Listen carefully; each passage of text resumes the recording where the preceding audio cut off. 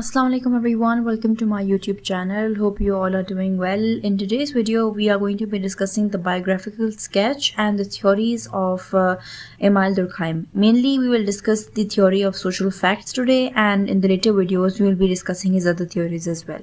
So before I start this video, I would like to request you all to please subscribe to my channel and press the bell icon so that you can get the updates of the future videos as well. Émile Durkheim was a French philosopher. He studied suicide, crimes, aboriginal religious totems and symbols.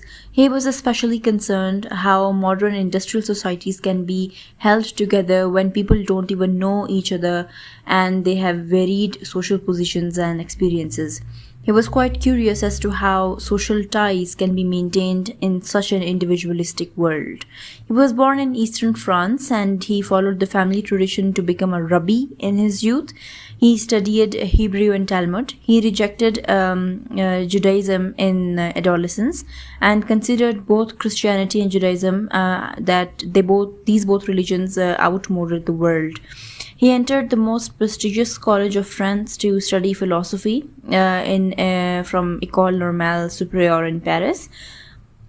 By third year, he became disenchanted with the humanities curriculum and pursued sociology as he thought of it to be more scientific, more practical, more rational, and more democratic for him, as he found it to be an approach to remodel the decaying social structure after French Revolution. He was quite concerned about the abuse of power by political and military leaders and the increasing divorce and suicide rates and increasing anti-Semitism. His wife was Louis Dreyfus and they got married in 1887 basically. They had two children named Marie and Andre. In 1893, he wrote the book The Division of Labor, which was a doctoral dissertation. In 1895, he wrote The Rules of Sociological Method. In 1897, he published Suicide. By 1902, he had a great reputation of a social philosopher and a scientist at the prestigious University of Sorbonne in Paris, Bordeaux, as he had previously gained a large fan following at Sorbonne. His courses were compulsory for students taking teaching degrees in history, philosophy, literature, and languages. Durkheim was an important administrator, serving on numerous councils and committees. He had this notion that any social thing, like religion, could be studied sociologically. And this statement of him was quite controversial. He had an adamant insistence to provide students moral and secular education. He was a radical modernist and liberal, committed to rationality, science, and humanism. He infuriated religious conservatives who desired to replace democracy with monarchy and strengthen military. He opposed instituting Catholic education as the basic curriculum. Durkheim was very active in League of the Rights of Man, which devoted itself to clearing Dreyfus of all charges. He saw the Dreyfus affair as a collective of moral sickness rather than merely anti-Semitism at the level of the individual.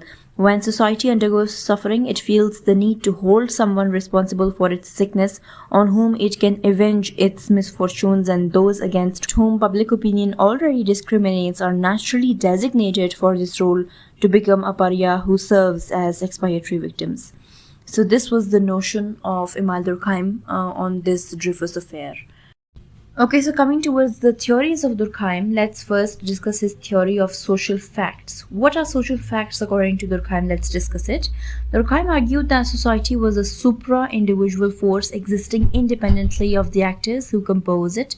The task of sociology then is to analyze social facts, which are conditions and circumstances external to the individual that nevertheless determine one's course of action. He argued that social facts can be ascertained by using collective data such as suicide and divorce rates. In other words, he meant that by a systematic collection of data, the patterns behind and within individuals' behavior can be uncovered.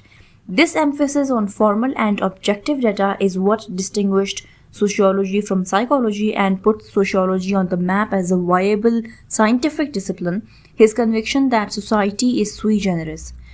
Sui generis is the term which means an objective reality that is irreducible to the individuals that compose it. Sociology or society is susceptible to scientific investigation and owes much to the work of Auguste Comte. Durkheim does not focus individuals only. As a point of study, he takes group as a social fact. He says the existence of group is reality. Its existence is inevitable in human society. No society can come into existence without group life. If we take question what is social fact, Durkheim said that the reply is within the society. According to him, there are certain facts in social life of man which neither can be described nor can be measured. These are the forces which influence the individual from external to bring internal change. The moral principles, the ways of family and religious ceremonies, and the methods of professions are included in the social fact. The study of these facts is an important part of sociology. These facts exist like social currents in the society, which are like waves of anger and emotions affecting the individual in the crowd. The pressure of social facts is every time present on the individual till he is a member of the society. It does not influence him from inside, but it is from outside and forms his morals and etiquettes. The individual lives in society under the pressure of these social facts. Social facts come into existence in the individual.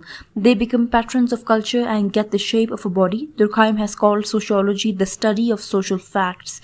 Durkheim said that social facts are like things. By this explanation, Durkheim means that individual is a part of society, group, and the organization. He is influenced by the cultural norms and morals, conduct, and principles which are internalized by him from the society. He is directed by the social facts in his thoughts, works, actions, and other professional techniques. This pressure forces the individual to follow these patterns in life and not to deviate from them. The importance of social facts is clear from this explanation that the cultural norms and other manners of group life are the guiding principles of the individual, and these principles stand like social facts. For example, killing any innocent person is actually a crime, and every person in the society actually knows this fact that this is a crime. You cannot kill somebody. So this is a social fact for the society, right? And what are social facts? These are conditions and circumstances external to the individual that would determine one's course of action. Now, when everyone in the society actually realizes or comes to believe the fact that murdering someone innocent is a crime, therefore nobody would want to be called a criminal, and nobody would just go out of their home and kill somebody innocent and roam remorse-free, guilt-free, or would not be punished. Of course, everyone knows that if a person goes against a social fact and does not follow a social fact, and does not adhere to the expectations of the society, then of course that person is known to be a deviant person and or a violator of the law and can be punished anytime by the lawgivers. So social facts basically are conditions and circumstances. Now this was an example that murdering someone innocent is an immoral or vicious act, and someone who attempts the murder of any innocent person is called a criminal and is supposed to be punished by the law. This is a social fact, right? And there are many other social facts like these in the society. So these are conditions and circumstances external to the individual that basically give order to the mind of an individual, and these circumstances or these social facts determine one's course of action. Because once a social fact is established, of course, every person that is born into the society and as he is brought up by his parents or the guardians or throughout his upbringing, that individual of course comes to know what are the social facts, what are the rules, what are the morals, what are the immoral acts. These differentiations he learns while growing up, and of course these social facts bring an order into society, as everyone in the society is supposed to adhere to the laws, to the morals of that society, and no one actually would want to go against the social facts. Otherwise, of course, they would be known as violators or criminals and could be punished by the lawgivers at any time. So this was all about the social facts. If you like this video, please do give it a thumbs up, subscribe to my channel, and press the bell icon. Also do share your valuable feedback in the comment section below. Thank you so much for watching.